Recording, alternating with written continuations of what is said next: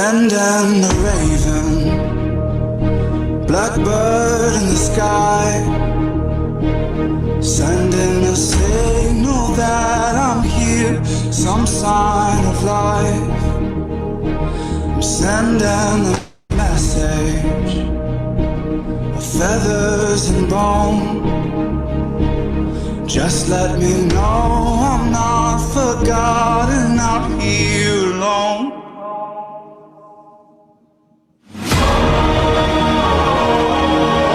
I'm so far from home, so far from home. Not where I belong, not where I belong.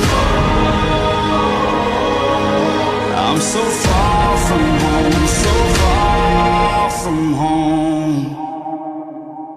I'm sending a raven with blood on its wings, hoping it reaches you in time, and you know what it means.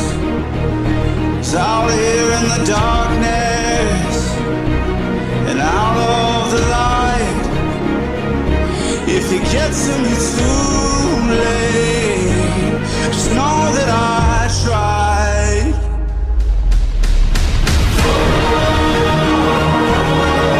I'm so far from home, so far from home.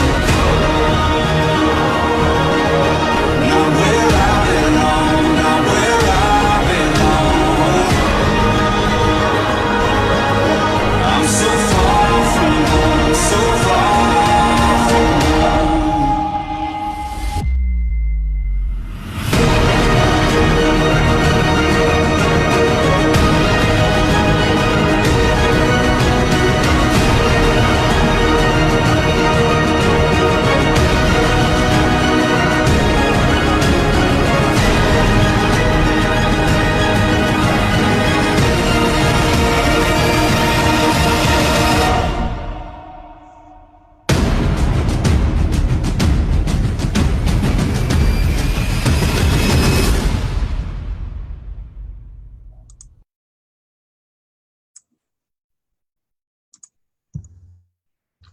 Well, hello, and welcome to the Far From Normal radio show. I am Jay Moss, one of your hosts here, and normally I have my brother from another mother, Mr. Bud Bino, in, but he will be in a little bit later this evening.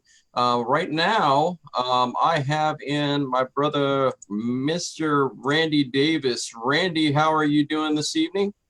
I'm revved up. You know All that. right. Yeah, and then we have our other cohort, Mr. Neil Shelton, who will probably be joining us later as well. Lots of stuff going on in the quote-unquote movement, so to speak. Those who call it the community, those who call it the movement. However you want to see it, it is a group of people who are trying to go along the lines of changing legislation, changing thoughts, changing ideas, changing hearts and minds to say that every fit parent should have the right to custody of their children of equal time or close to. That is what this community is all about. But number one, we are about children's rights first and foremost. We've had a lot of things that have been going on, especially with the corruption of the family courts that we've touched on quite a bit. We had Larry DeMarco on, the Watchman. We've had parental alienation specialist out there, Dr. Mark Roseman on the Far From Normal radio show and on the Watchman. We're bringing a lot of these things to you as well. We've got hopefully a little bit later on this evening, he'll tune in and get on a little bit later here. We will have Yahya McClain, who has done a documentary. We've had guests on the Far From Normal radio show, such as Ginger Gentile and several others who have done documentaries. And the thought behind that is that we need to change hearts and minds. So I'm going to ask you, Randy, while we're waiting on some of these other people to join in here, What is your perception on how we change hearts and minds of those people who are out here who may be far away from the movement and kind of reveal to them the corruption that we are experiencing within the family court system? Well, one, Jay, we speak truth. We just tell the truth. Now, those that know me, some like me because I tell them the truth, and some don't. You know, it's a harsh reality though. If people can't take hearing the truth from me, they're not going to take hearing the lies in court so well. So my feeling on that is the new people that are coming in, and when I mean new, I mean new. You know, they're just today's Tuesday, but say Friday, and they always like Fridays to come and take your kids, especially on the DSS side of family court. And if they'd just taken those kids on Friday, these people are in an uproar right now. They're feeling shamed, embarrassed. That I want to tell them, you know, first of all, even if you did something that's a legitimate reason for concern, doesn't mean that you did something worthy of them taking your children, especially taking your kids and keeping them away from you. Uh, you know, there's situations we've seen it, and this is the truth of it. I want to get this out to everybody that's new, or if they've been in it for a while.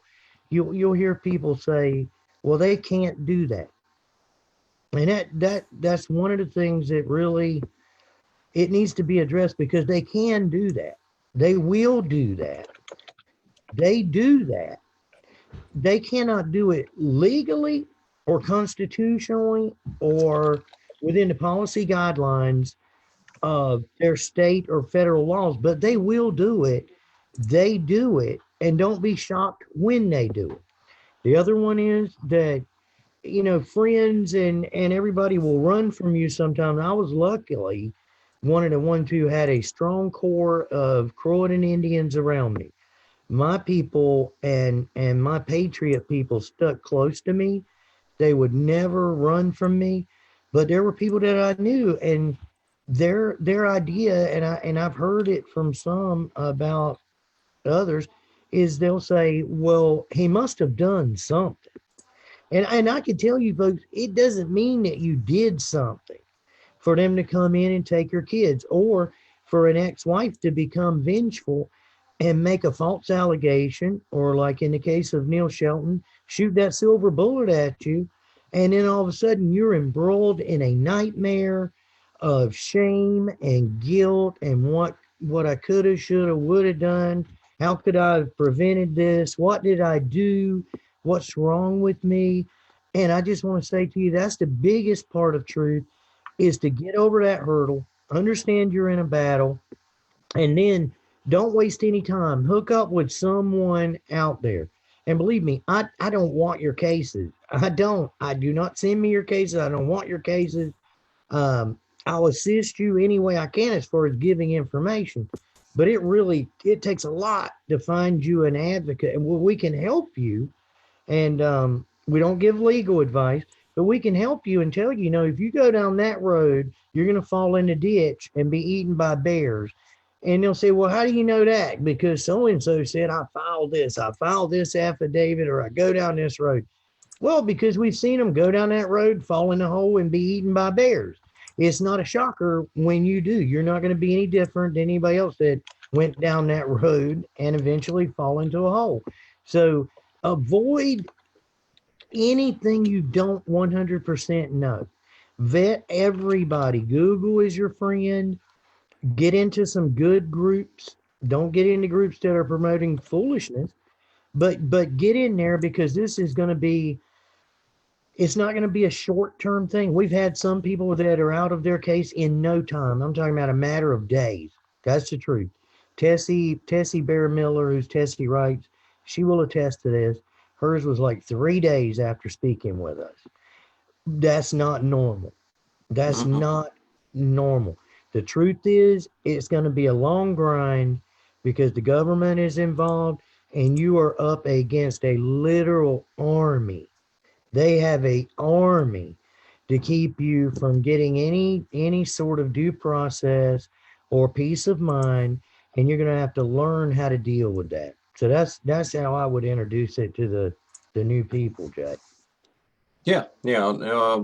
My thought is a lot of people may not also understand when you first go through, especially on divorce cases or even CPS cases. If you're going through these issues, the first 10 to 14 days are critical, absolutely critical. If you are standing there not doing anything but twiddling your thumbs and you're not finding yourself an attorney or doing the research yourself, doing what you need to do in order to get yourself and your case in order, you are going to be so far behind the eight ball. And I believe that we've even used the analogy, and I think we've had some attorneys that have even told us in the past that if you sleep on those first 14 days, you may end up spending the next 14 months catching up. That's how Absolutely. critical it is. Guys, I'm going to tell you, if your first 30 days, if you mess around and blow your first 30 days, every day is going to cost you a month or more. In general, you blow the first 30 days, you're going to be 3 years getting out of your case. And I'm telling you, that's not what I wanted to hear when I got into my case. I did not want to hear that. And yet I have one friend who just, her name was Maria Elena, and she actually told me, she said it's not going to be a short thing. And I said, and I'm used to everything happening right now. I want it right now. Give me that right now. I want to be out of this, over and done. Hit the microwave button. Let's roll. But she told me the truth, and that was, it was going to be a long, tough drag. And man, I thought I learned faster. I'll do whatever, and I did. I did, and my case was over, but it still drug on. They kept trying to come back, and it doesn't matter if it's DSS or it's family court. It's the same players. It's the same whores of the court with GALs and therapists and everybody else involved. It's the same clerks you're going to deal with, and you're not going to get anywhere if you beat around the bush, don't take it serious, and don't get right down to work right off the bat. You're in trouble. Yeah, yeah, that's 100% correct. The other thought here is we have the so-called, and we're very leery sometimes about going into this area. This is the area where we try and not hit so much on the show, but we sometimes you just kind of got to address some of the situations where you may start listening to some of these people in the movement who may be doing some things or saying some things that are irrational, such as what we call the golden ticket. That golden ticket being, okay, we've got people out there who say if you file this particular affidavit, this thing is going to be able to get you your kids back. There is absolutely 100% no easy way to win your case, and every case is different. There is absolutely no easy way to win your case. There is no such magical golden ticket that's just going to end everything and you're going to get your kids back right away and they just got to do what you say and they can't prohibit your rights, this, that, and the other. There just is nothing like that, okay? We say this because any person who is rational, of rational mind, would understand the fact that you have to learn the law, be able to apply the law to your case. And how we do that as advocates is we try and guide people with person to person advice. Hey, I went through this, or hey, look, take a look at this, see if it might help you in your case. But we're not going to sit there and write people's affidavits for them. We're not going to sit there and attest to this, that, or the other is going to be a foolproof, this is going to work for you. We just don't do that. And there's reasons for that, is because there's all kinds of things that this court will do in order to protect the federal funding that they get. The reason behind this is money. And if you have a judge or an attorney who sees those federal funds, they know where those federal funds are coming from, they are going to do anything and everything to protect their own. You got to look at it at, this type of perspective. Randy, if I was to say, okay, let's say you were a judge and I come before you and I say, hey, I got this magical affidavit and it's supposed to get me my kids back. Here's my constitutional rights. You're probably going to look at me as if I'm some kind of insane person, because there are state statutes that the bar has lobbied for years, or have paid off judges or legislators in order to make sure that they have these state statutes in mind that actually prohibit the rights that are guaranteed under the Constitution.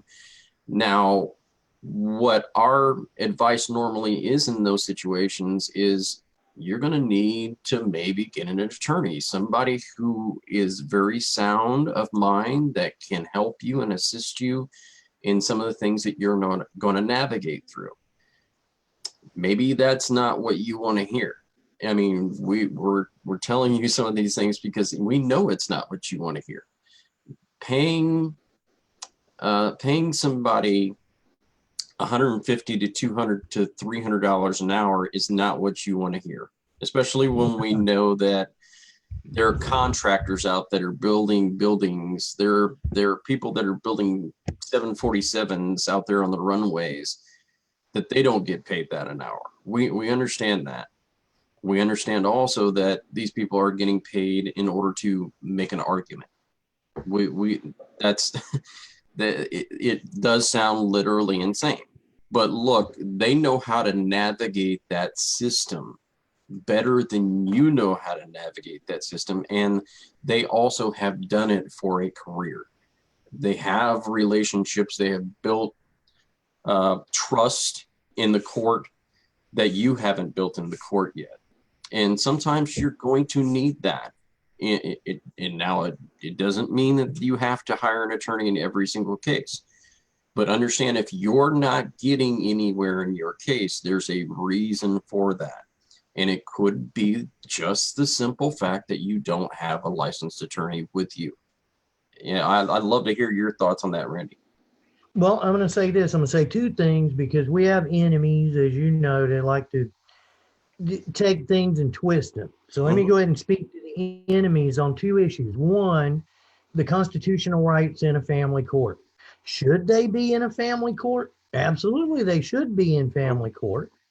Are the social workers and everybody involved, are they trained on the 4th and 14th Amendment aspects of a family court situation? Absolutely. They are trained not to violate the 4th Amendment or the 14th Amendment in their training. Does that mean that they respect your 4th and 14th Amendment right? Absolutely not. I haven't seen it yet. Now, I'm in North Carolina, but I have not seen it yet. Now, most of your court-appointed attorneys, they're not making the $300 an hour. Most of them are getting a flat rate or $75 an hour or whatever, and they're billing it out as the max that they can bill. In some cases, you're better off to ditch them, but only if you are very, very confident and you can handle yourself. In the other cases, it's far better to keep the court-appointed attorney, in my opinion, and force that court-appointed attorney to do the job he was paid by the state that you're in to do. Now, how do I mean that? The way they get away with it, and believe me, I'm sitting right beside a person, Melissa McDonald, that's forcing an attorney to do that in Wake County Superior Court. And the things I've heard today would make an attorney cringe. As a matter of fact, we've given it to attorneys today, and they cringed when they heard what this attorney's saying. And I'm just going to give you a flat out example, folks, so you'll understand. I like to do things not in theory or hypotheticals, but this is really what's happening. And there's a court date on Monday, and Melissa's in it for contempt, criminal contempt. Okay, this thing has just been dragging and dragging and dragging. But it's coming up on Monday, and there's nobody from the other side that subpoenaed any witnesses, and we're past the 10 days. It is scheduled for trial, even though her court-appointed attorney is saying it's not. There's been no evidence presented at all. And this is what's called a de novo case. And de novo in Latin means from fresh, from the beginning, new start. Okay. So if there's no evidence and there's no one subpoenaed to introduce evidence, you just can't make evidence up and throw it in there. So what she said was, how in the world are you gonna, what I want to be tried Monday. I just want to get it over. Let's roll with it. And they already offered her a deal, and she could just be done right now. And you know what? Because she's not guilty, she didn't take it. That's another thing that I recommend. Don't plead out on something or stipulate, which is the same thing. Confess or otherwise give away your rights just because you think it'll be easier. But you see, this is a situation where there's no way the state can get any information in before Monday. And this is Wake County Superior Court, for those of you who want to look it up. Because I'm sure there's some haters that'll look it up and, oh, look, Melissa McDonald, she's got contempt. Yeah, criminal contempt. Mine was obstruction of justice and 7 other things. But the bottom line is this. In this particular case, what's she doing? She's sending emails in order to erase any plausible deniability. In other words, plausible deniability, it works on behalf of DSS, GAL, anybody. As long as someone can say, well, I didn't know. You see, I didn't know that she was doing this. I didn't know she had that evidence. That's one thing. But whenever you send it to them and say, I don't want you working any kind of deals out with attorneys. I don't want you working any deals out with a prosecutor. And I don't want you working anything out with a judge, especially a judge in the lower court. And this is de novo, meaning the lower court has nothing to do with it. Why does this lawyer want to talk to a court that's already written the order that she's appealing? It doesn't make sense. And lawyers hearing this will understand that doesn't make sense. What does that judge have to do with this? This lawyer actually told her today that that judge would testify in the Superior Court against her. Now, keep in mind, a family court judge from district court going to come up and testify against you in Superior Court. How does that work? So what happens if you then send it to the Court of Appeals? Does he write a brief to the Court of Appeals, the appellate court? No, he can't. So some things you hear from attorneys, you need to be learned enough, and you need to have memorized and know them enough to know they're blowing smoke. And then to send emails that takes away all the plausible deniability and sets it up so that you can file in your appeal that there was ineffective assistance of counsel. See, those are the main threats to an attorney or a prosecutor or a DSS attorney or a GAL attorney, is that there will be an appeal, and in it they will be embarrassed or sanctioned because they were ineffective in their counsel. So that's the other part that I'm saying. And believe me, folks, I'm definitely not saying to trust the lawyers. I don't trust anybody.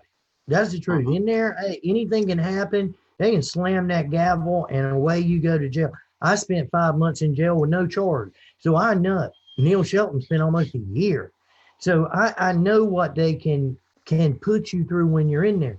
I'm not saying to trust them, but I'm saying to hold their feet to the fire and at least verify and force them to do their job without becoming belligerent, without becoming mean and angry, because this is a person that's going to be helping you. This is your attorney, but you have a right to have input in your case. Your attorney doesn't just get to tell you how you're going to sell yourself out and everything else. You have a right to demand discovery. You have a right to demand a strong and solid representation, whether it's the court appointed, because the court appointed doesn't mean it's free either, folks. You will get a bill. You generally will get a bill from a court appointed attorney if you lose. If you win, you don't. But if you lose, you're going to get one. So make this man earn that money that he's not free. You're going to be paying this month. Just about Mhm. all cases, you're going to end up paying your money to the state, who recoups the money they paid him. Maybe not all of it, but you're going to be paying. So that's my thoughts on the whole attorney thing. Yeah, 100%. And I think that there's when we talk about the Title IV incentives, and I want to get on this a little bit because this was a very important topic that I was talking with a young lady about the other night. And she said, for example, a lot of the people out there don't know and they don't understand, or maybe they wouldn't even take the time to go out there and look about the fact that the Title IV-D incentives are out there. And that's what, maybe it's the Title IV-D or Title IV-E incentives that are out there that are really maybe the hyper focus of some of these DCF or these family court attorneys, because that's where they get their money from. That's where the enterprise comes in here, where they're maybe stealing away some kids that really shouldn't even be taken in the first place. Now, look, we say this every single day.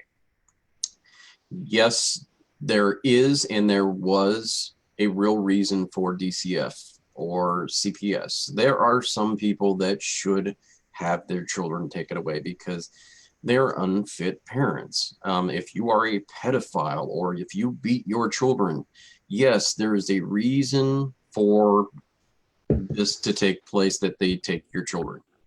There is a real reason for that. Now, can they give them to a family member? Yes, they should be doing that because the Families First Act, which basically we've already talked about a little bit. So they should be giving them to a family member, obviously, to kind of keep that lineage and heritage line and everything there. Okay. But when we're talking about these incentives, I want you guys to understand, and I think I have this queued up. I want to make sure that I've got this queued up again, because this is ultimately important to you guys, that you hear this again. I'm going to see if I can cue this up because it's a little odd the way this is kind of set up. Yeah, let's try and play this real quick, okay?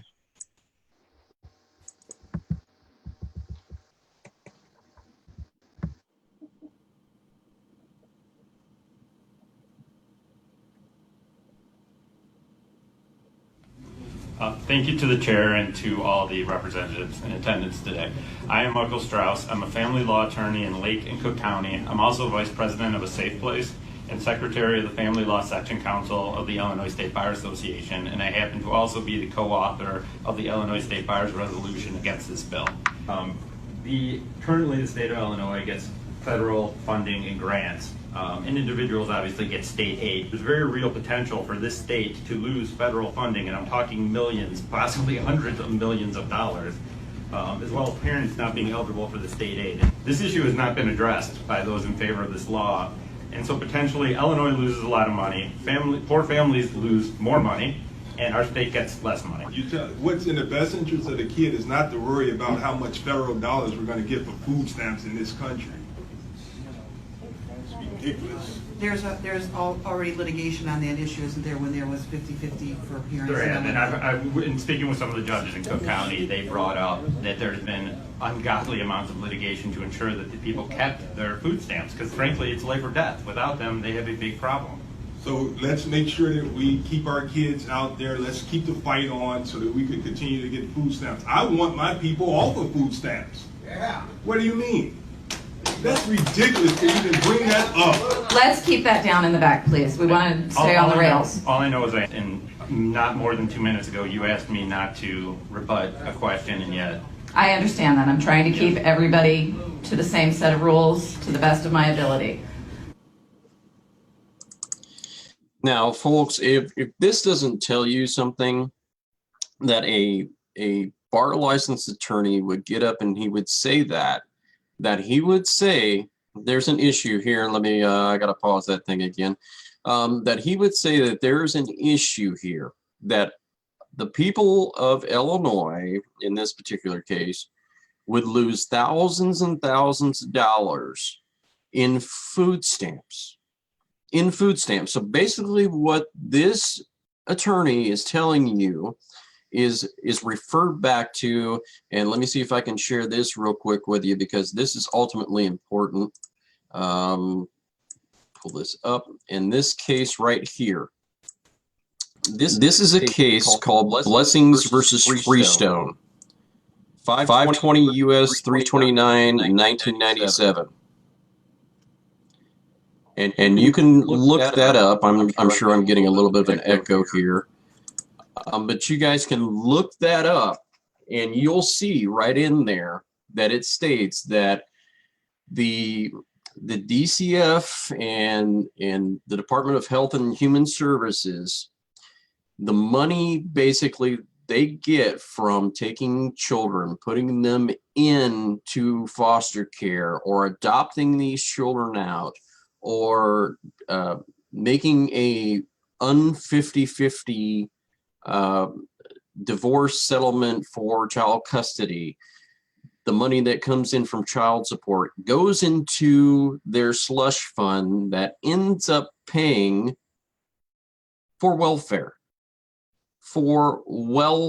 So those people who are not out there working or seeking a job, they just want to live off the government, they want to milk the government for their funds, guess what?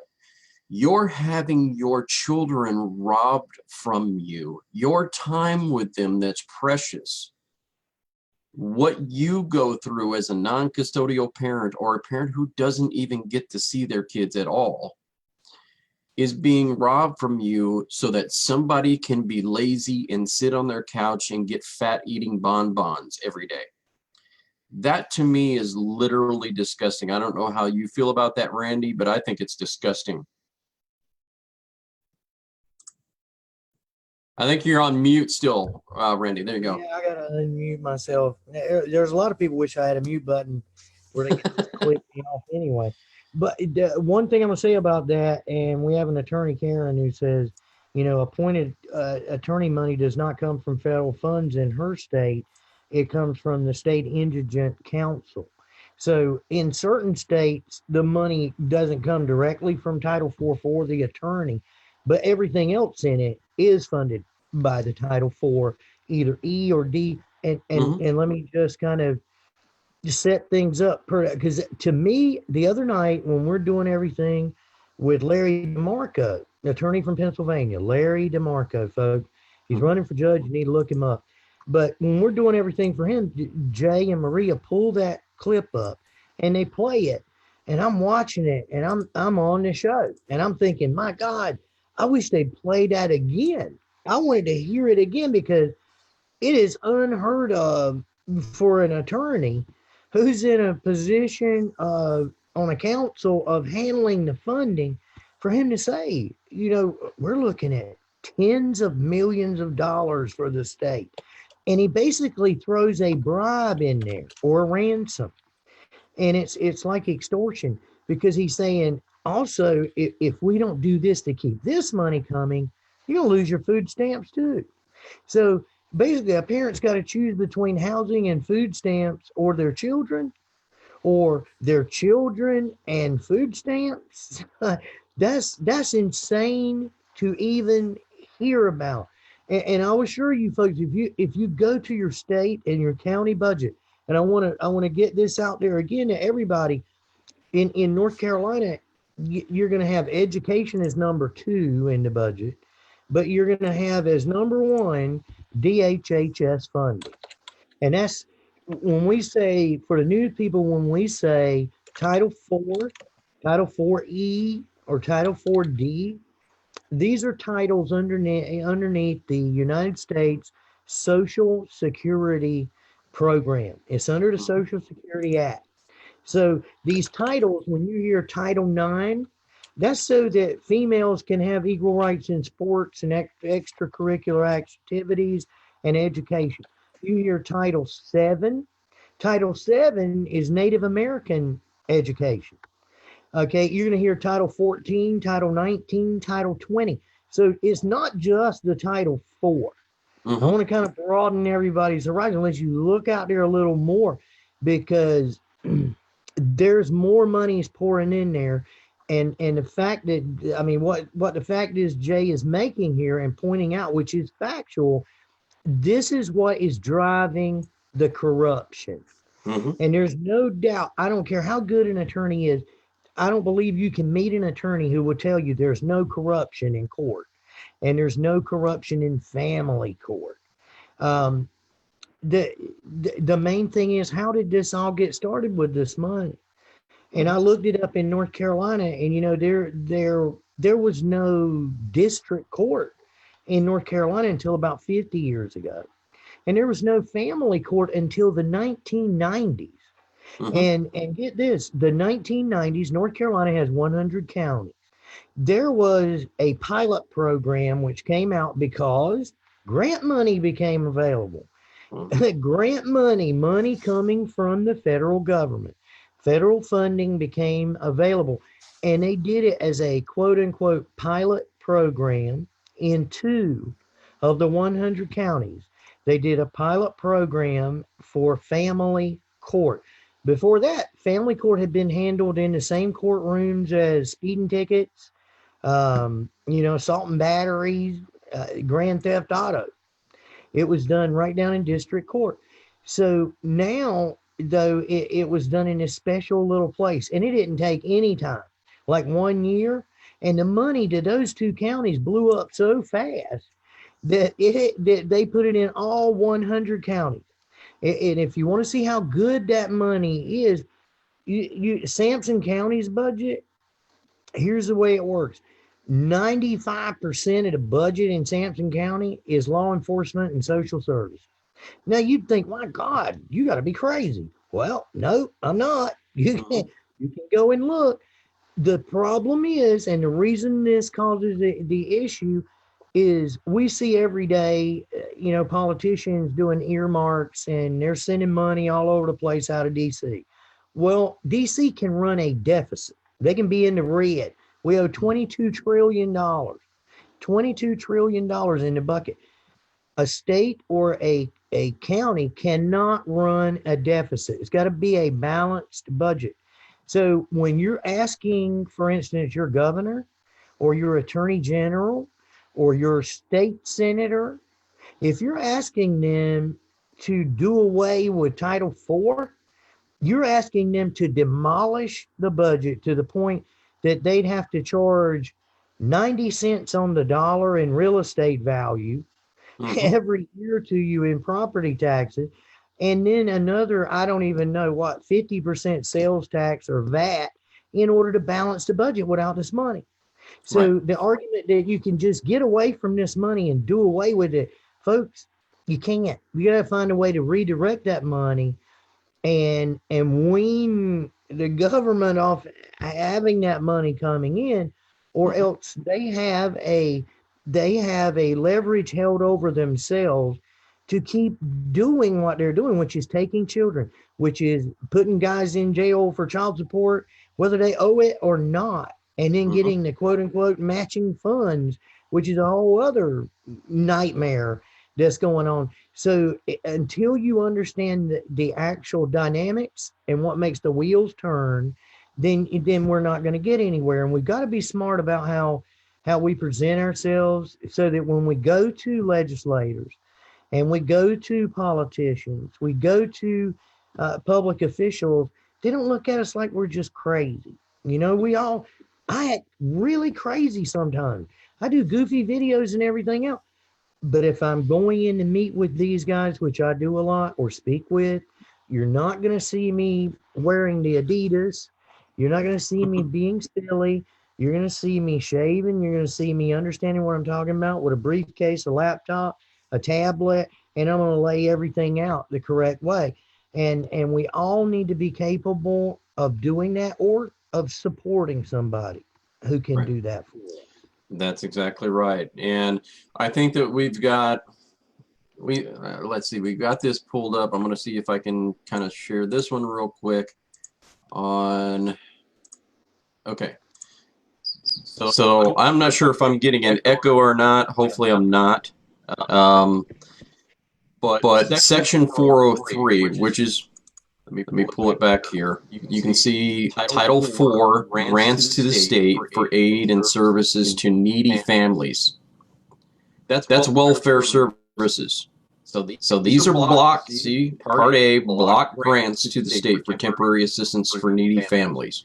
Under Section 403, you've got the directive right here, State Family Assistance Grant. That's what we're talking about. That's a lot of money right there that we're talking about. Going to these states, and they're going directly from these states for these block grants because of the fact that they're taking these children, and that money is funding this welfare system. That's what we're talking about here when we're talking about how children are being taken. Maybe it be, okay, one parent wins custody, the other has to pay child support. Okay, well, a fraction of that money that is collected is going to get the matching funds. Well, basically, okay, we even had this out there. I believe there's a map out there, and I'll have to locate that again. I may have that actually. And if I can find it here, I'll share it a little bit later. There's actually a map that shows even the state of Texas, for every dollar that's collected, $10 in matching funds. $10 in matching funds. So imagine if you had to pay, let's say you had to pay $100 in child support. That's $1,000 that the state is getting because of the fact that they're getting the matching funds from the federal block grant. Okay, so that money also is actually being funneled down, and it actually is being funneled down to pay the judges' bonuses. Don't believe me on that fact? All you have to do, there is actually a site out here that's called followthemoney.org. You can actually look up your elected judges, and you can actually see how much they make in their bonuses based on what they get paid. In the newspapers will show what their actual salary is, and you can compare it and see what they're actually getting paid.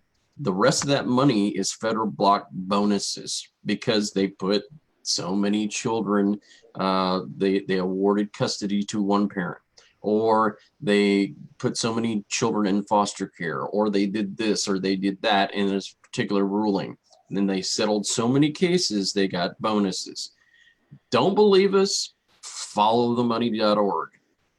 And it's really that simple for us to follow these things. It's not like this is rocket science, people. You can find these things. Now, does that solve anything in your case? No, it doesn't. But it does make you aware of the corruption. It does make you totally aware of what really is going on.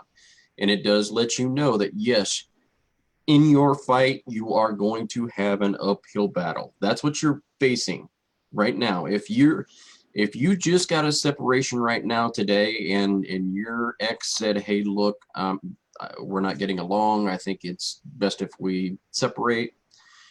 Understand what you're going through right now, and understand that your best elective is to, as soon as you possibly can, call a mediator and try and get into a mediator and try and come to some agreement. Stay out of the family court. Stay out if you can. And that would be my best term of advice to you, because once you get caught in this system, it's not going to be pretty. And I can guarantee you this, by the time that you're done, there will probably be nothing for your kids' college. I can guarantee you that. And the reason that we're trying to tell you these things is to save you from the heartache that you go down through and thinking, and I know everyone does this, Randy. I'm sure that you're probably aware of this, and you probably have heard this too. Hey, well, I think I'm going to win my case. Let me explain this to you. And I'm going to explain it point blank, and no one's going to like what I'm about to say. No one wins their case. Believe it or not, no one really wins. you know, there's a crap load of losers. And, you know, honestly, the biggest losers in all of this is your children. Your children. What is going on in the federal court system? What is going on in these federal funds? All of this is taking away from your children's future. And that's why we do what we do each and every week, is we try and explain these things to you, because we are concerned about your children's future. That's why we call this the Future of Our Children's Video Network, is that we're concerned about your children's future, because if we don't make you all out there aware of what's going on, just like the Watchmen, you know, we're leading you down a rabbit hole by not saying anything. If you stand on the watchtower and you don't report that somebody's coming in to rape, steal, pillage, do all of their doing out there, then now that makes us just as responsible, because we could have said something, we could have done something. I'm going to let Randy elaborate on that one, because he does such a good job of talking and explaining that. Yeah, and guys, look, what Jay is saying here about there's no winner. Believe me, I'm probably going through the worst PTSD right now, and my case has been over. I've been out of jail for a long time. I filed a writ of habeas corpus to get out of jail. I had no charges. I won 8 charges, won the FERPA, won my daughter back, everything winner, and still broken. Still jump with a loud noise. And it's worse now than it was a year ago. And the reason I say that is because when Jay says there's no winners, imagine this. And I used to use it as a metaphor for business. But because people say, well, it's a rat race. Yeah. And guess what? If you win the race, you're just the first rat. You're just the fastest rat, but you're still a rat. So here's one. Here's a little story, because I like visual things. And this kind of pertains to whether it's arguing on Facebook, and there's times to, or whether it's arguing with your spouse or your neighbor or whatever. You got to think about a bigger picture of your case dynamic, the chessboard. But there was this place, and it was like Tombstone in the movie. It rained like it's raining in North Carolina forever. The streets were muddy. This one attorney's walking down the wooden sidewalks, and he's got on his white suit, all white. He's headed to his office early in the morning. An old attorney is coming past the village idiot. The village idiot is just a guy who doesn't give a shit. He's all over the place. He's out in the middle of that street in the horse poop and everything else, the mud.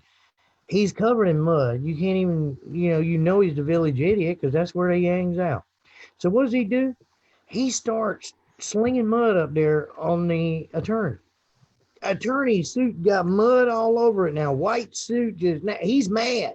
He's like, hey, quit. Guy doesn't quit. He slings some more. What does the attorney do? He starts slinging mud back. Next thing you know, these two, the village idiot and the attorney, he's probably an Alabama attorney, they're rolling all around in the mud and horse poop, and now they're just covered in horse poop. Attorney finally gets tired, goes home, changes clothes, comes back into his office down the wooden planks, walks in. He's all fresh and clean now, but he's in a bad mood. And then his paralegal is sitting there, and she's like, hey, you're late. What in the world's going on? And he's like, look, you don't even want to know. It's been a rough day. She said, you're telling me? I was on my way in this morning. Did you see the two village idiots out there slinging mud at one another? And he's like, oh my God. So what is the principle behind this? The moral is, number one, when you're wrestling with a village idiot, nobody's going to know who's who. That's number one. Mm-hmm. Number two, when you're slinging mud, you're going to lose. You're going to get labeled as a village idiot. There's a time to point out some things, but when it comes to your exes, it comes to these battles, like Jay said, the best way to win in family court is not to go in there. And believe me, you may think, oh, I'll get a little bit more if I get shark, wolf, and rat as my attorneys, and they'll just sue the pants off old boy or old girl. They'll take him to the cleaners, and he'll never see the kid again. And it's just going to be so much better than going in for 50-50 and doing an honest assessment of income and sharing responsibility. It won't. I'm telling you, we had John Schneider on this show. His attorney's fees were $400 and some $1,000. He's got a big event coming up too, by the way. But $400 and some $1,000, and they won't leave him alone. And him or his wife didn't get a thing out of it. No lands transpired. All it did was mess up relationships. Messed up relationships. It just caused a whole boatload of problems with everybody involved. And the only ones that benefited, if they ever benefit, are going to be the attorneys and the court system. So if you can avoid having to go in there, believe me, folks, swallow that pride and don't go in there. Now, once you find yourself in there and things have happened, yeah, you got to lawyer up. You got to do whatever you got to do. But to avoid that scenario, an ounce of prevention is worth a pound of cure. And they'll get that pound of flesh if you dare venture down that rabbit hole. Yeah, 100%. And I think you kind of touched on something and mentioned on something, the whole Facebook wars. And I think this is such a great thing. Somebody sent you and I this nice little parody. So I'm going to play this there because I think it's just absolutely hysterical. And I think people need to hear this because you hear this every single day in this movement. And I want you guys to know that I sit back a lot of the times and this is how I think and this is how I feel. This is exactly what I feel and what I think. So you guys need to hear this. It's absolutely hysterical. And I'm going to cue it up right now for you.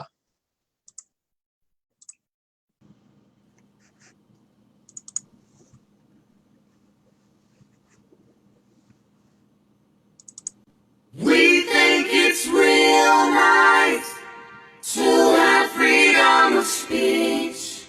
Grateful for that right. No complaints about liberty. It's just sometimes exchanges online get me.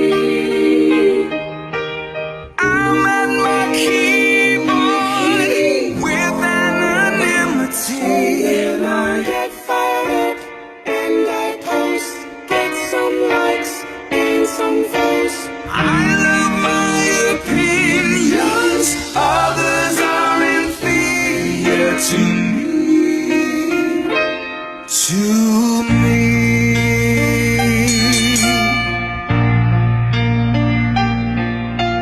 Drama on Instagram. Someone posted a new meme that's politically extreme. Comments, fights have just begun as these quote-unquote adults start to engage. Drama, ooh, maybe one will change their mind from this Facebook debate. Said no one ever can't be wrong. Gotta help inform the others.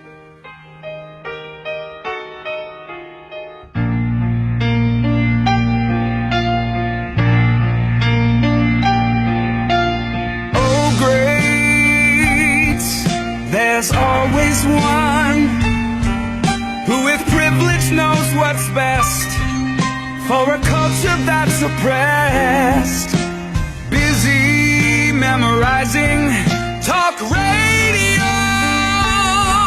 and an oxymoron called unbiased news. Trauma, ooh, it's a bloody cyber fight. I think we might need prayer or alcohol.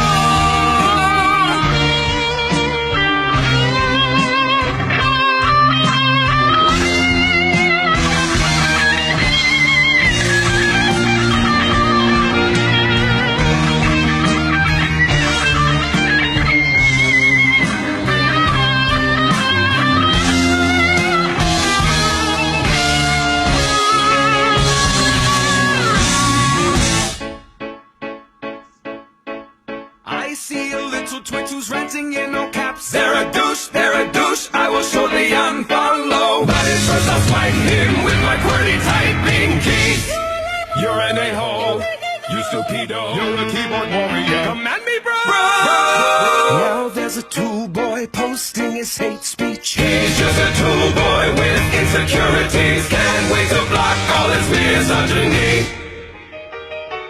Comment wars dying down, have we let it go? We will not know, cause now here come the trolls. I've been trolled. We will not, cause now here come the trolls. Trusty trolls. We will not, cause now here come the trolls. Now here come the trolls. Now here come the trolls. Trolls. Oh, I'll delete them. I'll delete them if they troll. Mark Zuckerberg, make all of my friends look just like me. Like me.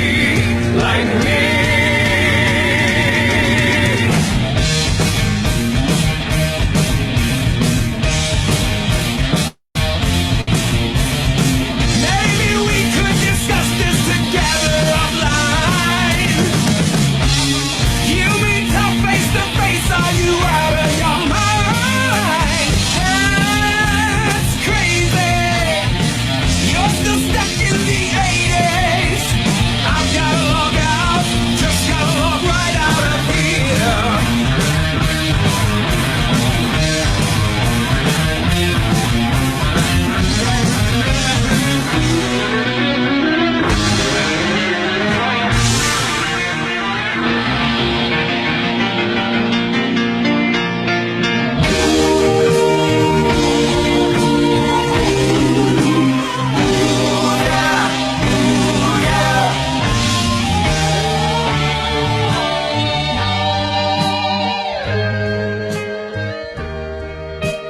We should love each other, although we disagree.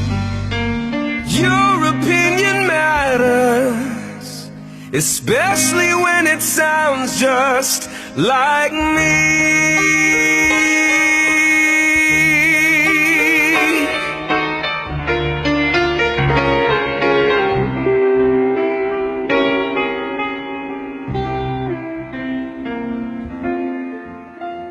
I love my opinion.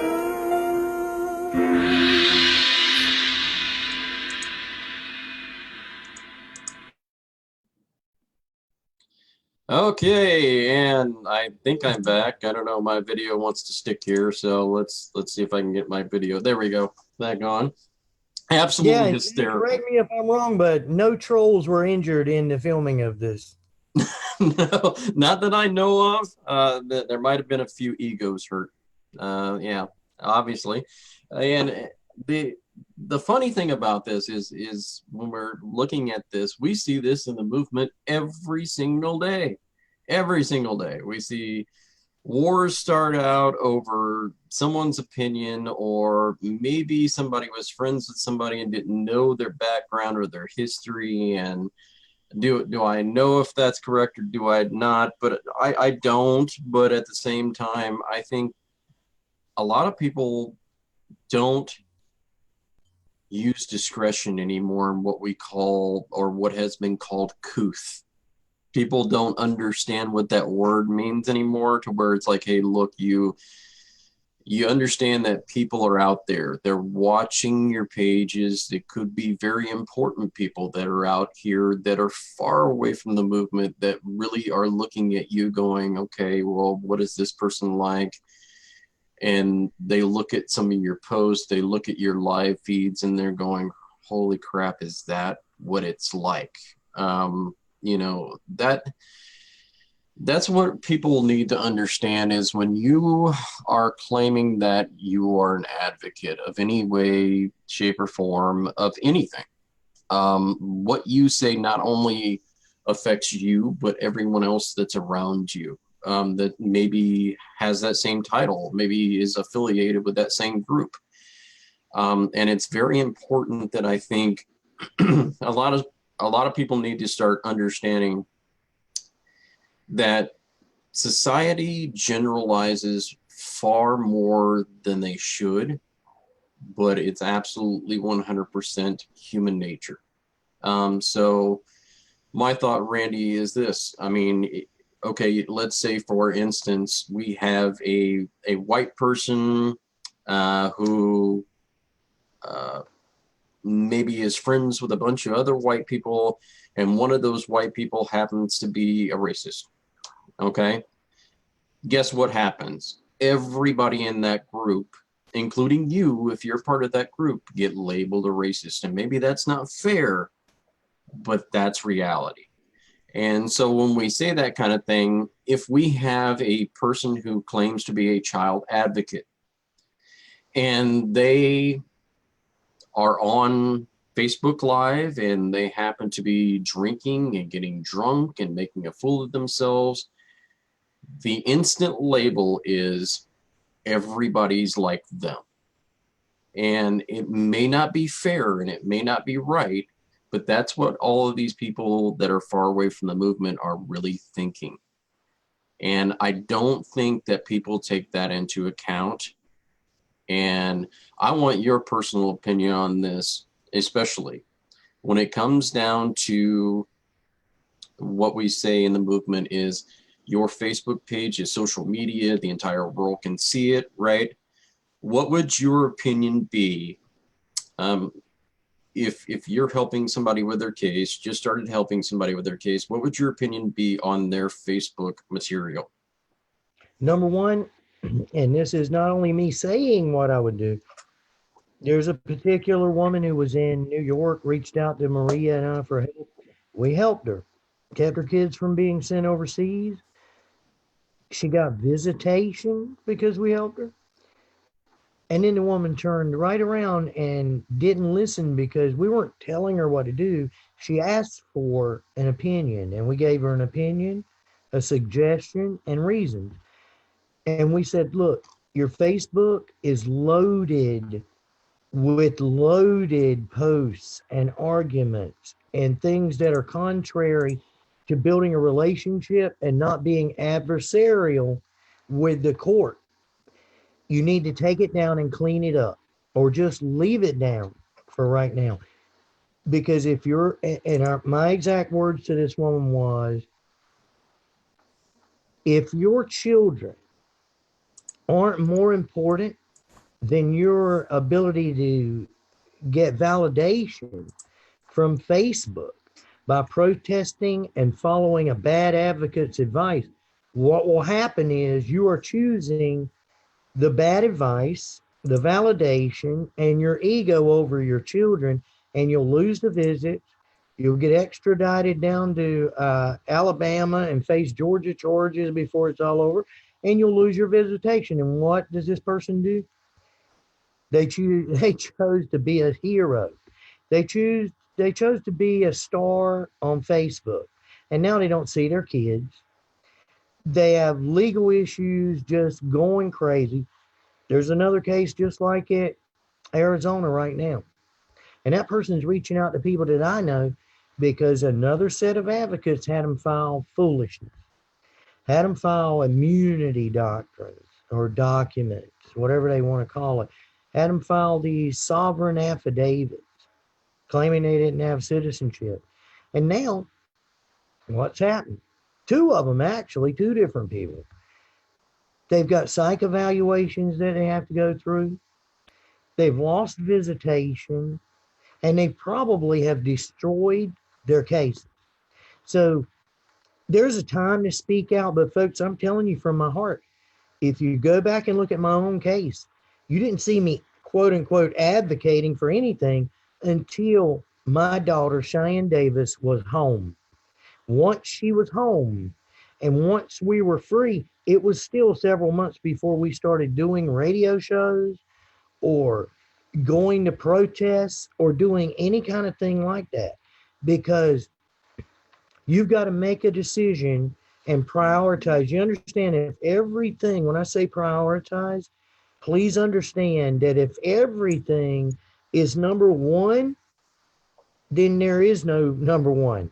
There is no priority. There is no hierarchy of values in this, because if everything is your top priority, then you have no top priority. It's just a whole jumbled up mess. And of course, I think it is foolish to choose Facebook over your liberty, your freedom, and your future with your children. So Mhm. that's my opinion on social media. Right. And I think that, like the biblical text talks about, that there's a time and place for everything, everything under heaven. Time to speak, a time to mourn, a time to laugh, a time to cry, a time to talk, and a time not to talk. That's the big thing. When you're in the middle of your case and your case is still going on, that's the time not to talk. When your case is over, or when you come to some type of spot in the road in your case in which it's stalled, that is maybe a perfect time for you to talk. If you're not getting anywhere and you know that the corruption is out there and that you can prove the corruption, that's the time for you to seek media attention and do it under the terms of a situation where you can have your identity protected. We are more than willing to do those kind of things when you need to have your identity protected. We would be more than willing to have you on, to have you talk, to speak in a voice changer, which they have those out there for your cell phone, so that way you can actually speak into a microphone while you're holding your cell phone. That way you can change your voice. On our program on Zoom, you can definitely put a different name completely than is what your name is, so we can talk to you in those particular forms and those particular identities. That way we can protect and keep your anonymity, so to speak. Those are some of the things that we would do when we had some people that wanted to come on and talk about their case, but yet want to protect their identity. And we would speak more than likely very vague about your case. That way your case could not be identified or as to who you are, to protect any type of retaliation factor. If you don't have somebody who's willing to do that for you and to keep your anonymity out there, do not go on a live stream video, people. I mean, it's going to hurt you and it's going to hurt your case, and there will be retaliation. If you're talking about retaliation, here's the guy that you need to talk to is Randy Davis, because when he first started writing about some of the things that he wrote about, guess what? Here comes some people who come in and take Cheyenne Davis.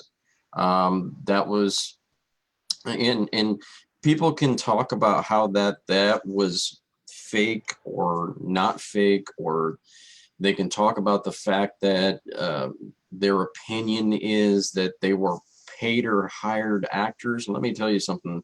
There's nobody more real than Randy Davis. The videos are out there. More and more come out all the time where he's bringing out the fact of, hey, this happened to me. Believe it or not, you know. So I think, Randy, my thought is we try and advise people person to person, and we'll be putting some more things out there as far as to protect us and to protect the show, obviously with a disclaimer. But normally what we give is person to person advice.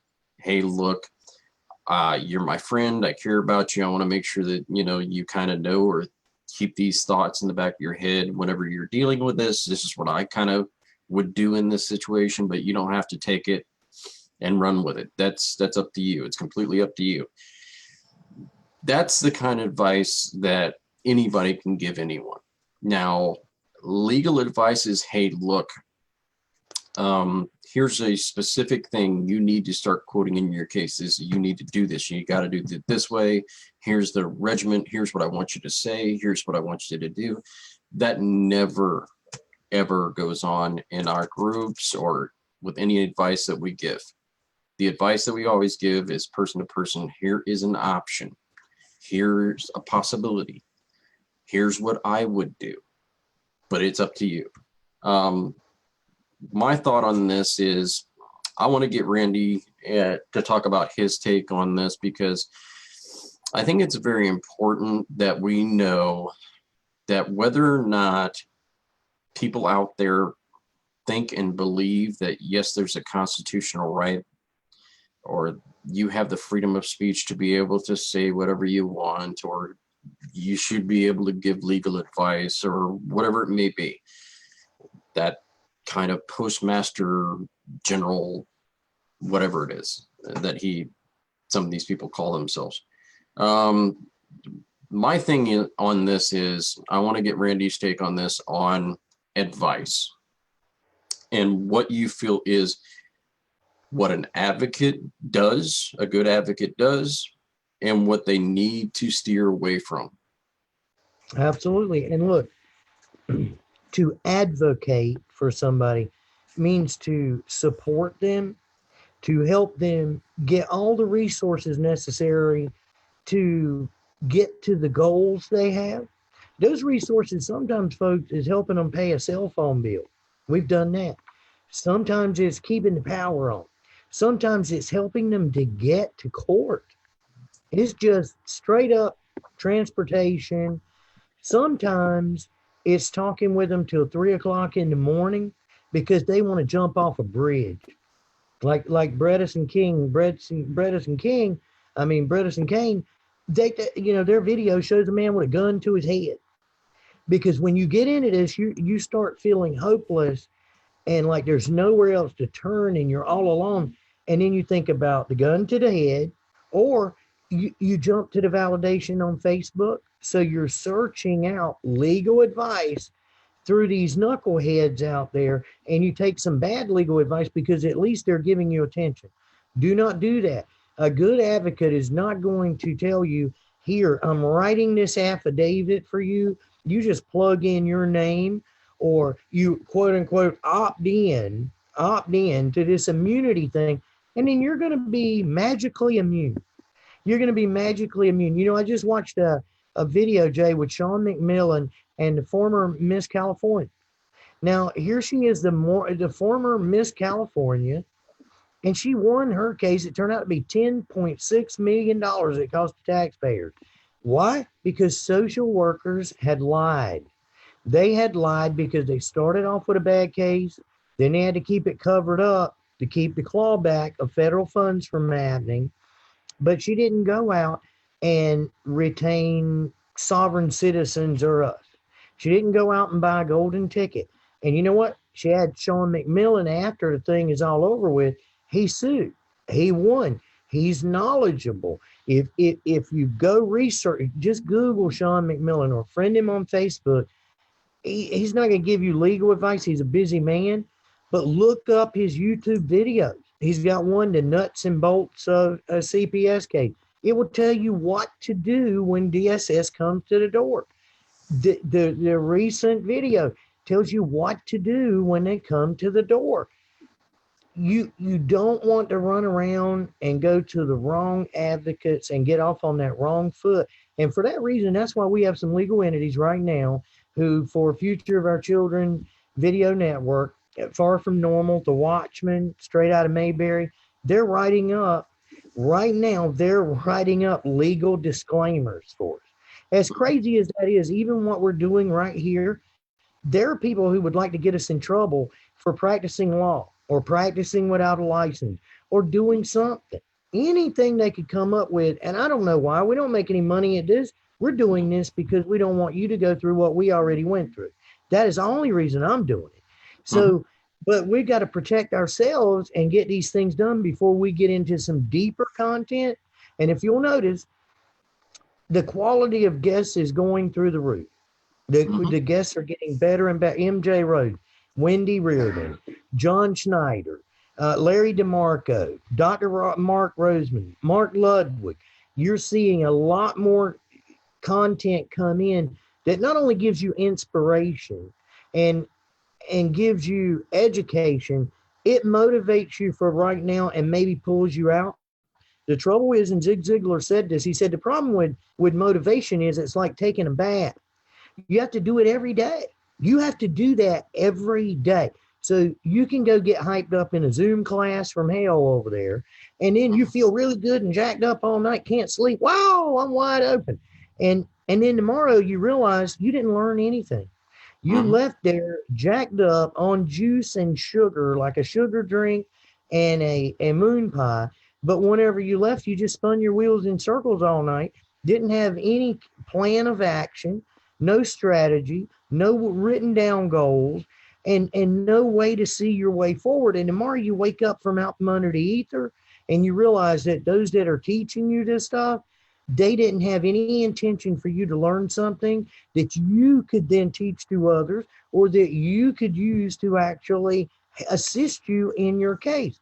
So find an advocate out there. Some of the best advocates I know, they're people who would just listen to you. They are people, you know, I've got friends, there's none of them going to listen to me tell lies. If I'm lying to myself, they'll let me ramble on for a little while. And then they'll go, yeah, that's nice. Now that you're finished with that bullshit, let's get down to you telling me the truth and you get out of the wilderness over there, Davis, because that's not what you're going to do. You know, you're not going to go tear stuff all to pieces. You know, you're going to do that. Now stop. And then I'm like, yeah, you're right. So my best friends are the ones that'll listen to me, but they don't agree with my idiotic thoughts when I say, yeah, I want to go over there and just rev it all up on them. No, you don't. You know better. You're not going to do it. But some of these other people are like, yeah, I'll make the sign. I'll make the sign. Next thing you know, you're in New York, you're in Ulster County with a bunch of signs, and you lose all your rights. Can't visit your kids, you can't do anything. Or you're in Arizona, and now they've taken your kids and put them over there on 5150 holds. You're going off the 5150 holds. Or you're in California pretending to be a postmaster judge general. You're on a 5150 hold. What are you going to do? You're waiting on the affidavit, and people can't even raise a couple $100 to get you out of jail. So don't do that. Do not do that. Pick you somebody. Look, if you get down to the point, there's people call me all the time because they just are hurting. Or they message me and they're like, my God, I'm not asking you for legal advice, but I just want you to hear me out. Sometimes they just need you to hear them say something. Anybody can be an advocate. Whatever your experiences are in your life, you can be an advocate because not all of them are going to like me. Not of them are going to like Jay. Not of them are, not everybody's going to like Bud. Not everybody's going to like Neil Shelton. But there's somebody they'll just naturally seek rapport with, and it'll happen. That can be your advocate. That can be the person that go. And the other part is this. My God, folks, I hear all of this mouthing on Facebook, but if your so-called close to you advocate is living there where you are, and they're not going with you and just sitting with you in court, then they're no good. I'm telling you right now, if they're sitting at home while you're in court alone, you'd be surprised how many people I've went to court with. They didn't know I was coming sometimes, and I showed up because they told me. Or I told them, but they're watching the courtroom door. And then I come in and their eyes light open. And I'm not going to do anything. I'm not going up to represent them. I'm not bringing in, rainbows and unicorns following with me. But the fact that that's the first time, and that was something struck me about Neil Shelton. As many people as he knows and as many as he's helped, when Melissa McDonald, Cheyenne Davis, my daughter, and myself, when we showed up there for Neil, and we all stayed in a hotel there together that night. And the next morning, we all got up and went to court with Neil. He said something that was amazing to me, and it struck my heart because he's like my brother. He said, this is the first time anybody has ever been to court with me out of all these years of court. And I thought, my God, how can this possibly be? Crystal Bradshaw, I showed up in her case, walked in there. She's like, oh my God, it stopped the TPR. Melissa McDonald. Why? Because they knew what they were doing was wrong. It wasn't because Randy had some great superpower. I assure you, last time I was in court with Melissa, they tossed my salad, took me in a back room, put on rubber gloves, illegally searched my cell phone. It's not a fun thing. Been thrown off the stands with Kelly Stanley on a Twins case down in Lee County, which that was going to be a big one there, boy. I'm telling you, and I can talk about it now, but that's another one. She used to always call in, and she was anonymous. I'd say, oh, there's anonymous. At that point, couldn't say anything about it. but the case is now in appeal. You've got paperwork going on from high up authorities in that case. Those little twin girls are going to come home. And Melissa McDonald's case, in that case, are the only two that I'm actively involved in right now. That's another thing about being an advocate. If these so-called advocates, oh, I've got thousands of cases I'm helping right now. Oh yeah, folks, do the math. Just do the math. I'm telling you, it'll take you 40 to 80 hours to get to know a case just because of the emotional aspect and the storytelling that's all involved in there, that you got to boil it down to what the legal points are to even know what's happening. If it only took 5 hours to get to know a case, that'd be 5,000 hours if they got 1,000 cases. Just think about that. 500 hours. That's 10 weeks just to get to know them, much less going anywhere with them. Don't bite on that garbage. It cannot be. It doesn't make sense. It's not reality based. And if they've got that many, find somebody that has none. Find somebody that will just go with you. And you know what? Those people will call me. They'll call Jay, and they'll say, hey, what have you seen happen in cases like this before? What is your take on it? And then the only thing we do, folks, we just tell you what we see based on our experience and what we've seen. We're just witnesses to what we've seen. We're not directors of your life. Bottom line is this. I'm telling you, when you die, you will die alone. You will die alone. There may be people around you, but the task of dying, you will do alone. And I will assure you, some of you should not go pro se just for this one reason. But I'll assure you, when you're on that stand, you're on that stand alone. I don't care. It's a different deal. I do very well on there. I do very well on there. But I've seen many that I would have swore, oh my God, they're going to do great on the stand. But when you get in the courtroom, even with an experienced lawyer giving you pretty much leading questions, when the other side's come for the cross, oh my God, I've seen people just lose their mind. And once they do, the way they try to cover up a mistake, Jay, they start talking way more, telling more, going in and making a bigger and bigger and bigger issue. And there's no advocate up there for them. Now, saving grace is in this situation is if you have 3 or 4, Melissa McDonald and several others will tell you when we would go, we show up with 4, 5, 7 people to support somebody. And literally we have been called the entourage. You brought an entourage with you into court. Who is the entourage? What is rev it up? I'm like, oh my God. And nobody even knew they were going to hit us with that.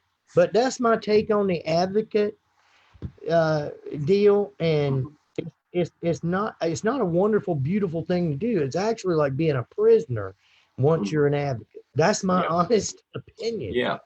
I mean, yeah, because it dominates and it takes over your time, your family life.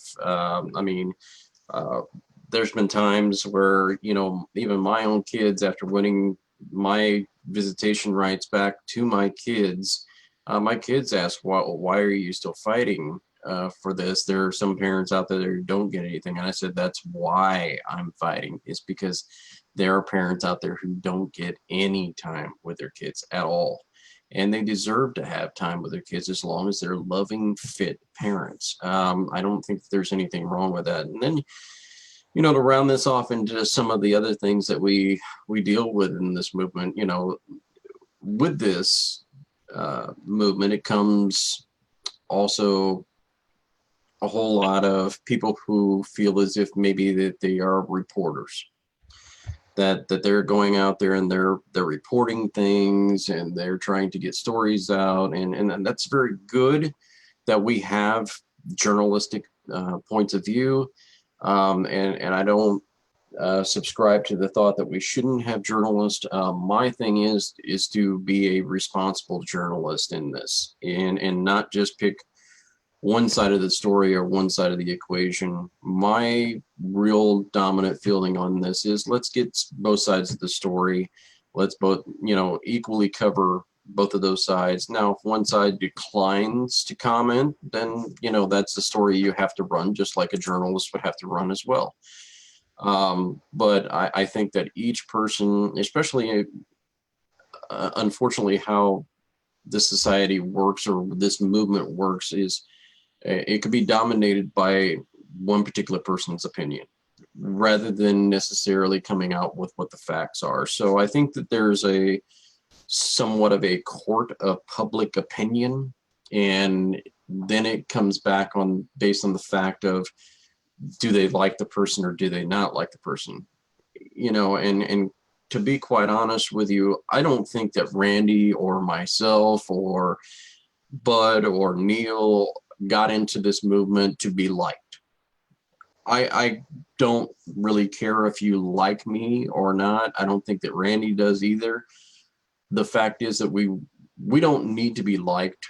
We just want to be respected of the fact that we have information or maybe knowledge that might be able to help somebody.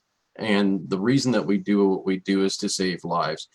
One of the biggest things that we probably revert back to in the Future of Our Children's video network is one of the founders of the Future of Our Children's radio network, actually.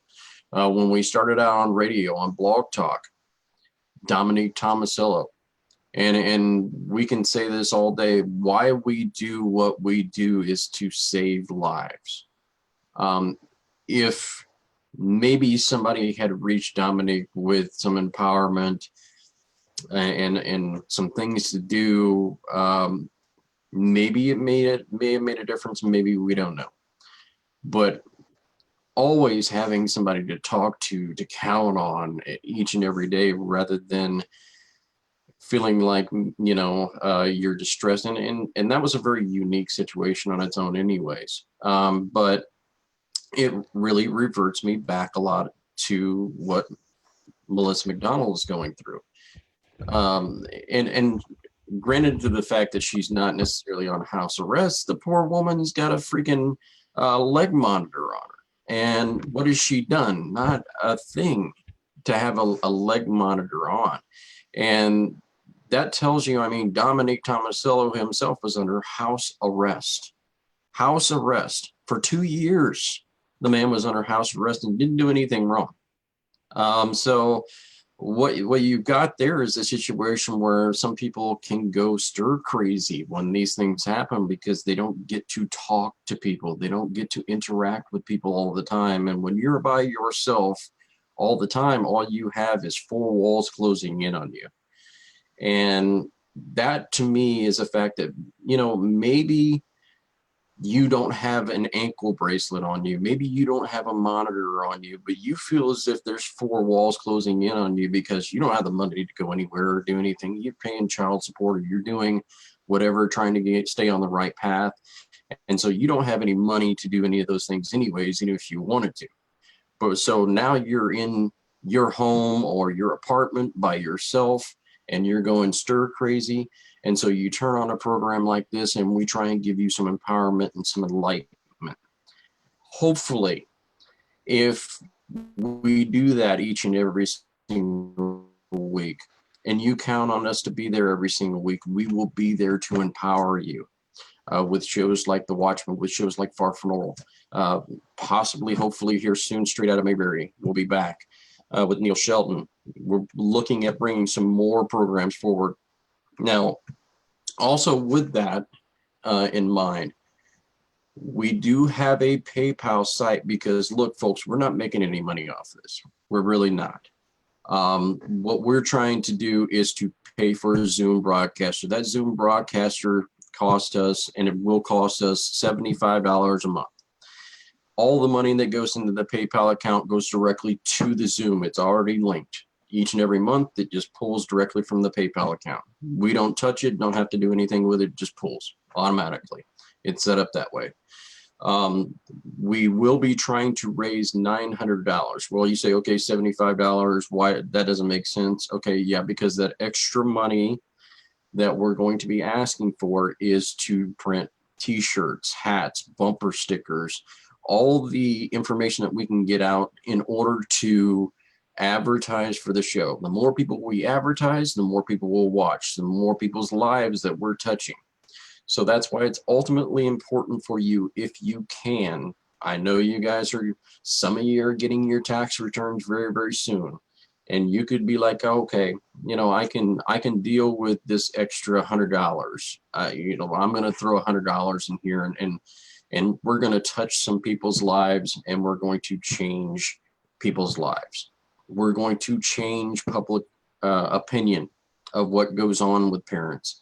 We already have some advertising campaigns that we have in mind that will specifically target people that are far from the movement and bring them in.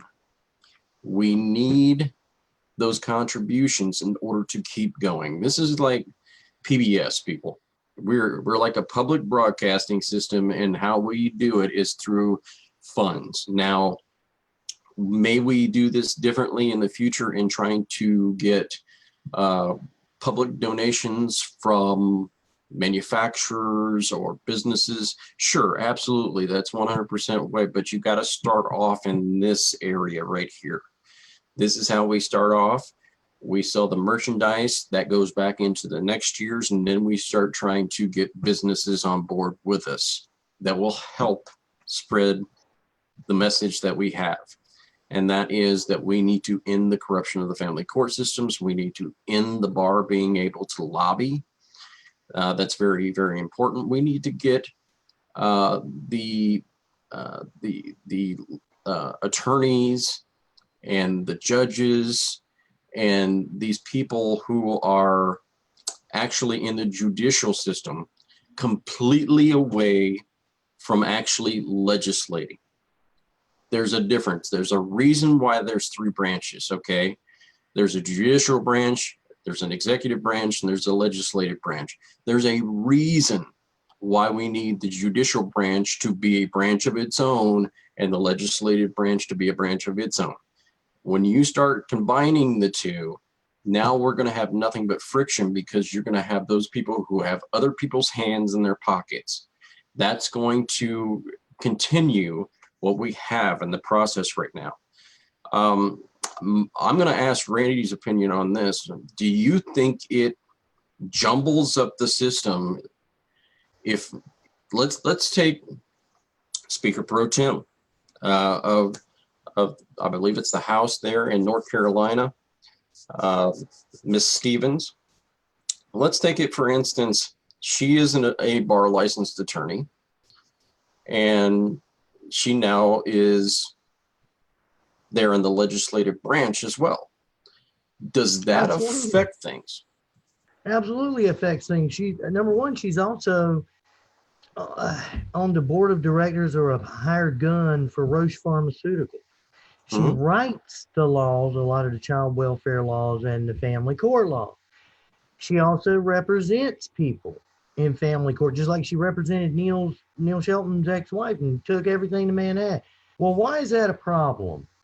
That's a problem because the legislation which she is lobbying for and passing and sometimes writing is directly influencing how much money she's going to make from Roche Pharmaceuticals. Why? Number one, Roche makes a lot of the psychotropic drugs that are prescribed to foster kids or kids through family court. Also, Roche Pharmaceutical owns LabCorp. LabCorp, if you're here in North Carolina, you're going to be sent out to do your drug screens through family court, whether it's DSS or family court, and your hair follicles, and you're going to be sent to LabCorp.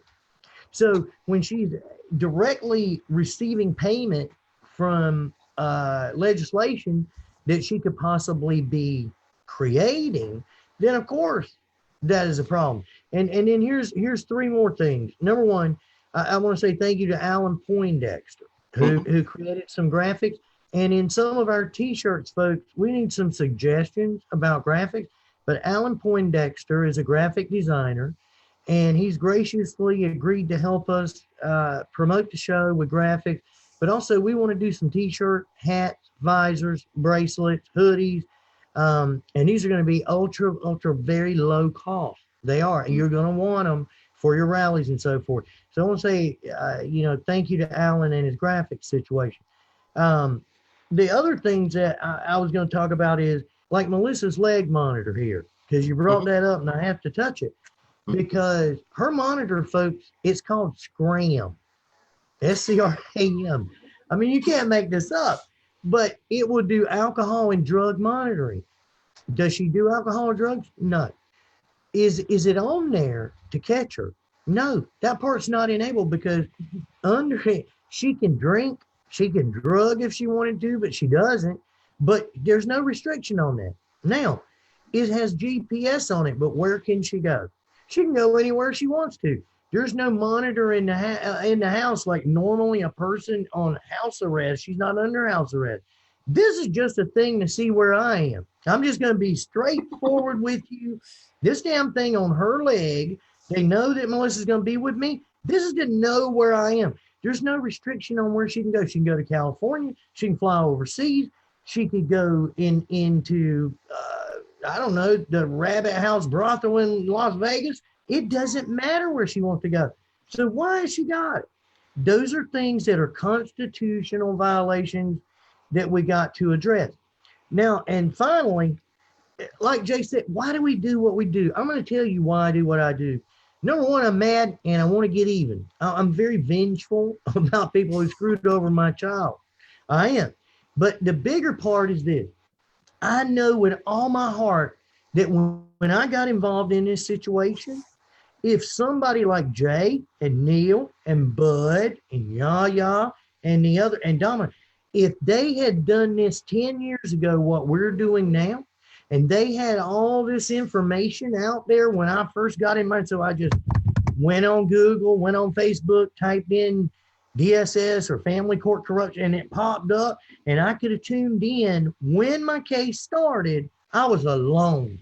I'm telling you, I was alone. I didn't have any help. I didn't have any good advice to listen to. As a matter of fact, the only thing I got was bad advice, and it cost me a little bit off the bat from some very well-intentioned people who are now my friends, but it was bad advice because they believed it because that's what they'd been told. But they didn't know what they know now. Now they would have looked back, and they have, and they're like, oh my God, I was stupid when I told you that. But I want to make sure that what happened to me when I got in and I was alone, I was lost in the wilderness. I was ashamed. I didn't even know why I was ashamed. But I want to make sure that for the people that are coming in now, you're not alone. It is not hopeless. I promise you it's not hopeless no matter what happens.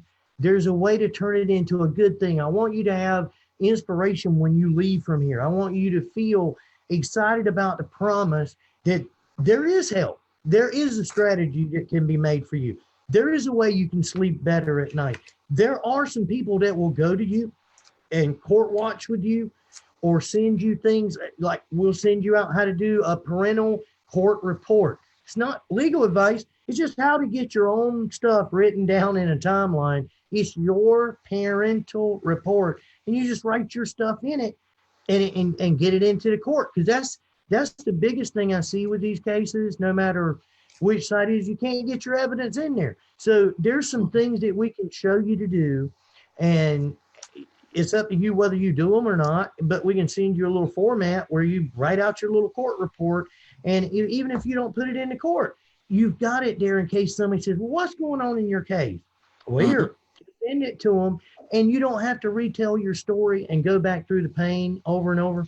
So that's why I'm doing this, because there's just small little things that make a huge difference, and they make you feel good inside to know you're doing something. For me, maybe not for all of you, but for me, there were two big issues, and that was I felt helpless because I'd never been in any trouble, never had any situations, nor had I ever been accused of doing anything to harm any child, which even in my thing, they never said I did anything to harm my own daughter, which is another story. But that was one thing. But the other one was that I felt ignorant. I was like, God, why don't I know about this? Why don't I know what to do? Because it's not natural that you would need to know what to do when people falsely accuse you and come at you in the middle of the night or whatever and surround you with 9 cop cars. That's not normal. No way for you to know what's going on. So I want to make sure people understand you're not losing your mind. You're not crazy because you think, hey, they're accusing me of some ridiculous stuff. I didn't do this. It's not me. I want you to understand we know. Some of you, your asses are guilty of stuff. And you ought to own up to it. And whoever's your quote unquote advocate, you got to tell them the truth about it. But some of you hadn't done anything, or maybe some of you did a little thing, but it wasn't to the level of taking away a child. Those of you like that, that's the ones we want to help support. You know, if you're just straight up criminal, you're a pedophile, we're seeing them pop up everywhere. If you're a pedophile, I want nothing to do with you. If you're a convicted pedophile, you need to go do your pedophile thing and your sex registration and all of that and go to your 12-step pedophile meeting. But I want nothing to do with you. That's just me. You know, I'm sure there are plenty of groups for pedophiles on Facebook. So, but that being said, that's why I'm here. That's why I like this. Yep, absolutely, 100%. And I think we're on the same page there. Obviously, I got into this movement way back. Close to 10, well, a little over 10 years ago. I got in this movement, and the first thing that I was kind of looking up was the Father's Rights movement, and I love the Father's Rights movement. I love Thomas Fuller is just a wonderful guy, wonderful human being, very down to earth. I've met him in person in DC. Talked to him. We've had him on the program here. Just a wonderful guy. But at the same time, that's all you got. That's all you have, you know. And the Father's Rights movement does a wonderful job of some things, but a lot of things they don't tell you about. And that's because some things are very ticky-tack, and they don't want to get into the things that could cause them any damage or harm that we get into each and every single day.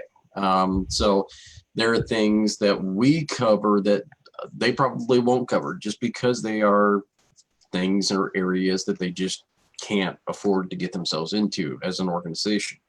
But back then, I mean, there was nothing, literally nothing at all. And I kind of started working on the veterans issues and the veterans rights issues and talking to several people about those things and meeting up with Jan Iannucci and Cash Jackson and several others and working on these different things. And let me tell you something, being an advocate, I learned to have a lot of these books that the VA puts out, which are amazing quick book series. And I have tons and tons of them. And I search through these and I read these and keep myself up to date on these as much as possible, because they don't just apply to veterans. They apply to a lot of people and what a lot of people are going through. So if I get a call late at night and I've got somebody who's dealing with post-traumatic stress disorder, I've got my book available that tells me what are the warning signs, what do I need to look for, what are some of the phone numbers I need to call if I have an issue. I've got a drug awareness book that I'm always with. We've got a bunch of different ones that I go through. Personal budget planning. We have a lot of people who don't know how, if they go through a divorce, they never really balanced a checkbook. Maybe they need some some advice on that. And I have it around just in case I need to give some advice. Vocational rehabilitation. Specifically, a lot of veterans call me on this book, which is Veterans Benefits, because they don't know what their entitlements are. They don't know that they can get some help through their county's vocational rehabilitation, or they don't know that they can get maybe some financial help. Let's say, for instance, that you're going through an issue or a problem, and the divorce has left you so financially strapped that you can't make your payments on maybe your electric bill or your gas bill or whatever it may be. Most people don't know that you can seek help through your county's Veterans Assistance Commission. So if you are in a county and you're needing that help, seek help from the Veterans Assistance Commission. That's what it's called. And you can, they will help you. They will make sure that you get help with those payments. Usually they'll probably try and meet with you, see what your financials, see what if you'll apply. But the real issue here that I deal with a lot of the times, and I started dealing with, was veterans' rights. And I got myself into an issue where I felt like, okay, well, several people are contacting me, but they're saying, well, what about civilian population?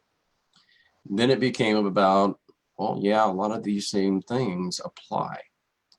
So then I got myself in a mode where I said, okay, well, maybe I can help some of these other people who are not veterans.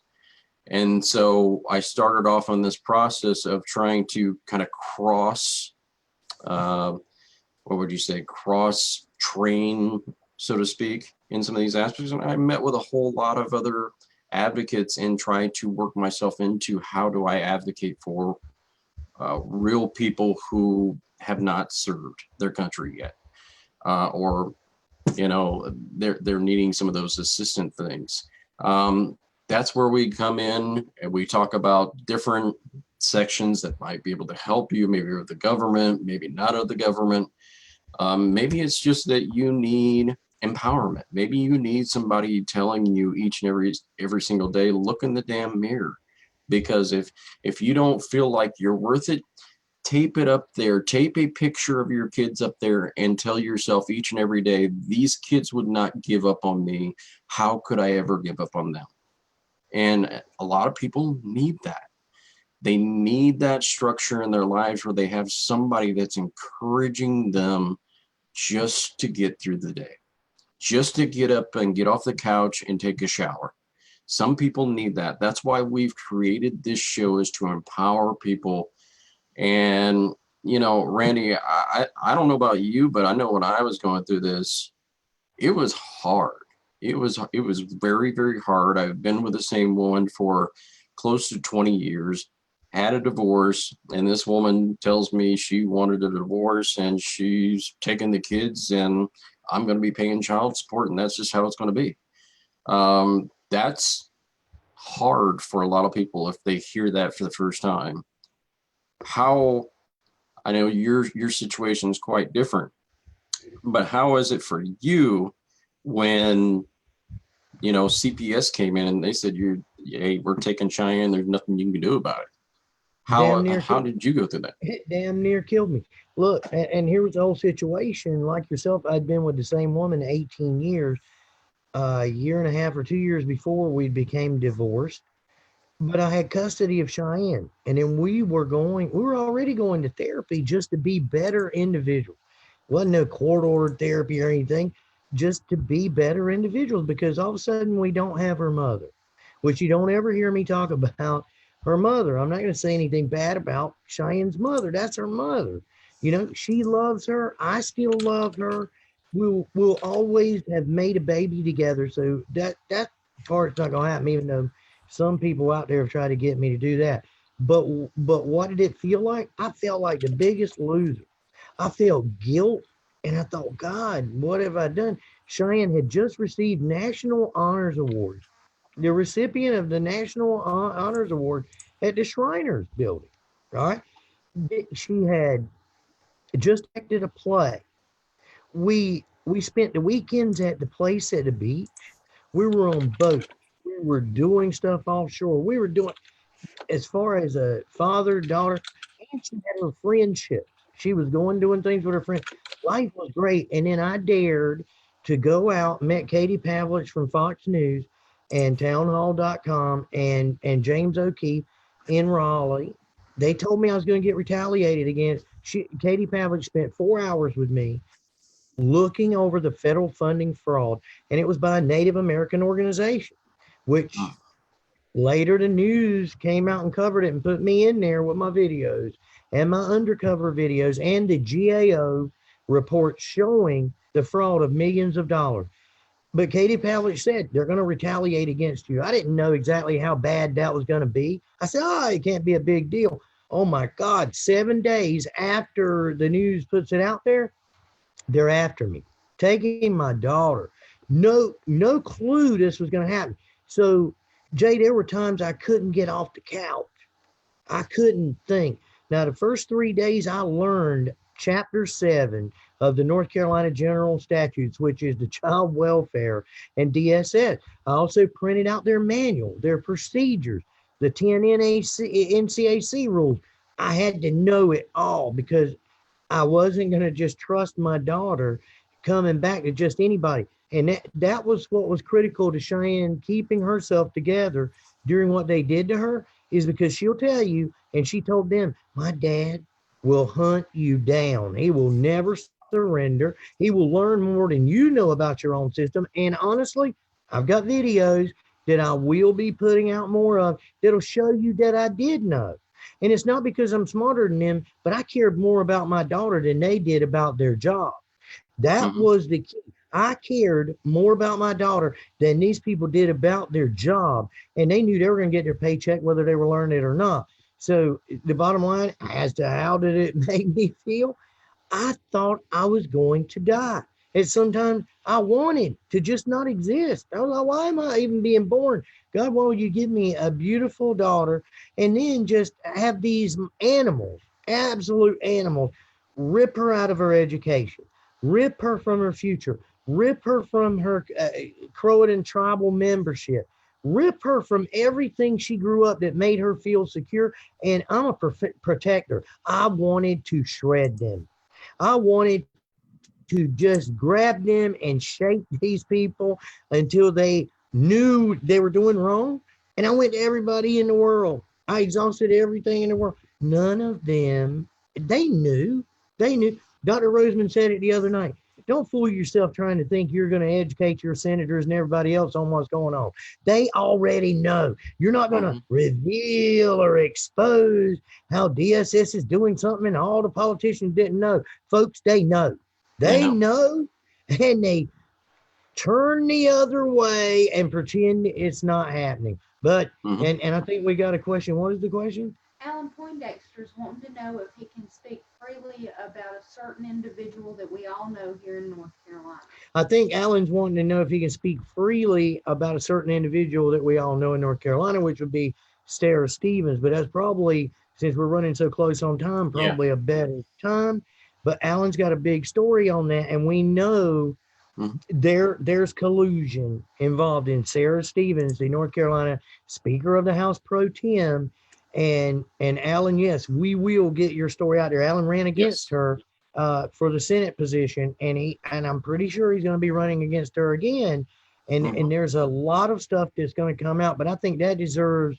As a matter of fact, Alan, if you want to be on my show on the Watchman this Sunday, then that way I can prep with that. And for all you listening, we're going to have an attorney on there on Sunday. We'll have Alan Poindexter on there. And I'm pretty sure we're going to have a grandmother with 2 twins and more on Melissa McDonald's case this Sunday as well on the Watch. Absolutely perfect, brother. So, yeah, we are just about out of time here, folks. And I know that, like we said earlier, if you can contribute, I know a lot of people are getting their tax returns coming up very, very soon. You know, spend an extra, just spend $50, throw it in our PayPal account. We'll put it out there again. And that money will be used very, very wisely. And let me tell you something else that Randy doesn't even know. I've been in touch with a very, very intelligent young lady who happens to be an accountant, and I'm trying to get her on board to be the official accountant for the Future of Our Children's Video Network. Hopefully she can do that for us, and that would be ultimately beneficial. What we're going to do is be very transparent in those funds as well, so that you know where those funds are going to. And let me tell you this as well.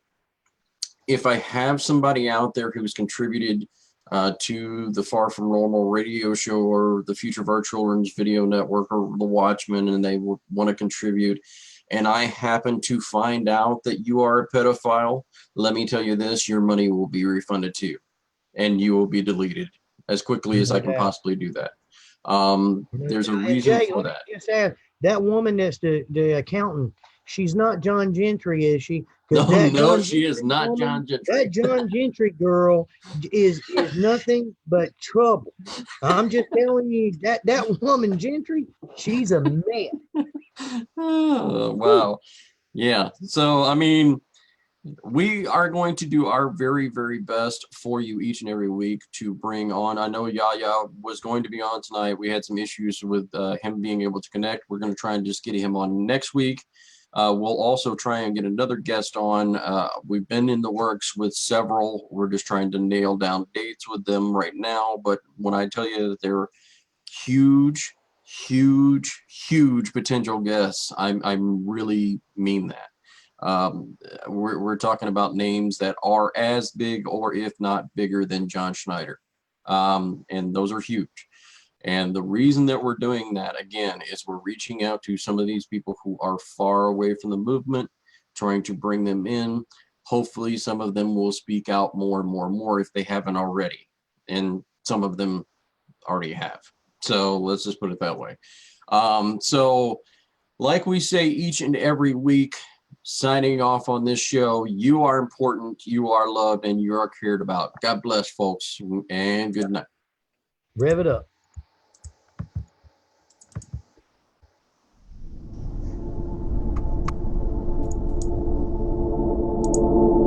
Can you hear the wind that's howling through the concrete trees? Got you praying on your knees. In the face of danger we're all brave, till the gun goes bang, bang, bang. It's a cruel, cruel world, no mercy left, yeah, it's a cruel, cruel world. It'll break your heart, it burn you down, down, down. Don't ever doubt that it's a cruel, cruel world. Oh, it's a cruel, cruel world. Smoke will turn your soul to black if you let it in. So close the door, confess your sins. Oh, when I was younger, it was all roses. Now they're dead and gone away. It's a cruel, cruel world, no mercy left, yeah, it's a cruel, cruel world. It'll break your heart and burn you down, down, down. Don't ever doubt that it's a cruel, cruel world. Oh, it's a cruel, cruel world. Oh, can you help me? Oh, can you help me out? Don't know who I can trust right now. Oh, can you help me? Oh, can you help me out? Oh, it's a cruel, cruel world. It's a